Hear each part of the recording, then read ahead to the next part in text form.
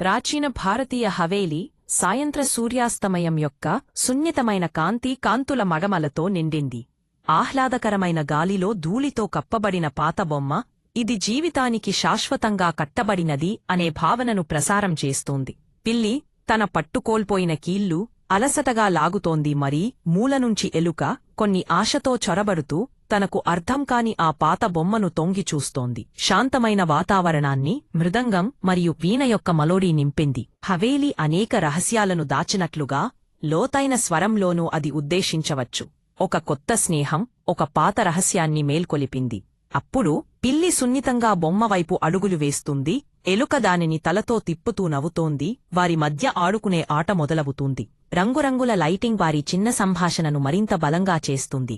ఈ ప్రదేశంలో స్నేహితులు మరియు దోషులు బొమ్మల గేమ్ ద్వారా కుదురుతున్నట్లు అనిపిస్తుంది. ఒక క్లోజప్లో బొమ్మ యొక్క కళ్ళు మెరుస్తూ విరామం తగిలింది. పిల్లి ఆపి ఎలుక దాక్కుంది. అప్పుడు చీకటిగా మారిన వాతావరణం మెల్లగా కాని నిశ్శబ్దంగా కొత్త సవాలు వచ్చిందని సూచించింది. ఒక దీపం మసకబారిన ప్రకాశంలో మాయమవుతుంది. ఈ ఉత్కంఠభరిత క్షణంలో పిల్లి హవేలీ చుట్టూ పరుగెడుతుంది. వెనకాల బొమ్మ యొక్క నీడ దానిని అనుసరిస్తుంది. ఎలుక చిన్న దీపం పట్టుకుని భయంతో వణుకుతుంది. కాని ధైర్యంగా నిలబడుతుంది. ప్రతి దిక్కులో తలుపులు గద్దుమని మూసుకుపోతున్నాయి. చుట్టూ తుపాను చెలరేగుతుంది. మంచమందకి పిల్లి మరియు ఎలుక ఒకరినొకరు అంగీకరిస్తున్నారు.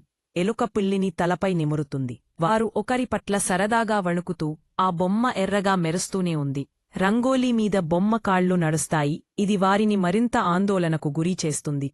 కొనసాగుతున్న ఉత్కంఠ క్షణంలో పిల్లి తన ధైర్యం పోగొట్టి బొమ్మను నిప్పులోకి తోసేస్తుంది.